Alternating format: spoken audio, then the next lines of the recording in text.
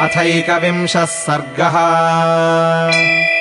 ततो निपतिताम् ताराम् श्रुताम् तारामिवाम्बरात् शनैराश्वासयामास हनुमान् हरियूथपः।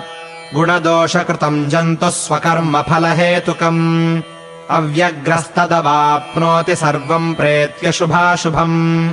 शोच्याशोचसिकम् शोच्यम् दीनम् दीनानुकम्पसे कश्च कस्यानुशोच्योऽस्ति देहेऽस्मिन् बुद्बुदोपमे। अङ्गदस्तु कुमारोऽयम् द्रष्टव्यो जीवपुत्रया आयत्याम् च विधेयानि समर्थान्यस्य चिन्तया। जानास्य नियतामेवम् भूतानामागतिम् गतिम् तस्माच्छुभम् हि कर्तव्यम् पण्डितेनेह लौकिकम्। यस्मिन् हरिसहस्राणि शतानि नियुतानि च वर्तयन्ति कृताशानि सोऽयम् दिष्टान्तमागतः।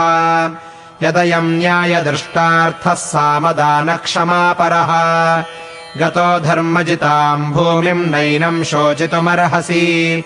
सर्वे च हरिशार्दूलाः पुत्रश्चायम् तवाङ्गदः हर्यर्क्षपतिराज्यम् च त्वत्सनाथमनिन्दिते।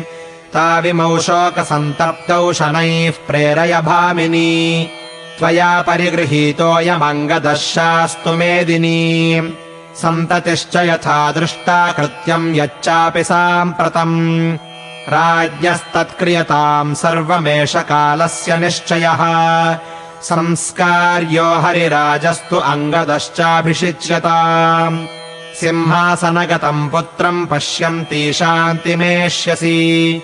सा तस्य वचनम् श्रुत्वा भर्तृव्यसनपीडिता अब्रवीदुत्तरम् तारा हनूमन्तमवस्थितम्।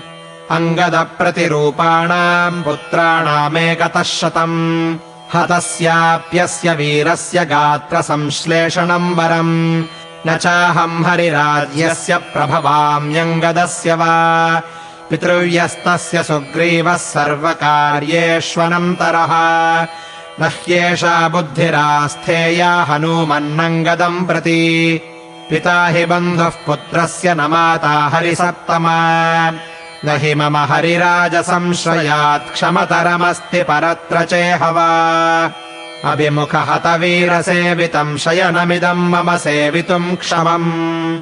इत्यार्षे श्रीमद् रामायणे वाल्मीकीये आदिकाव्ये किष्किन्धाकाण्डे 21 सर्गः।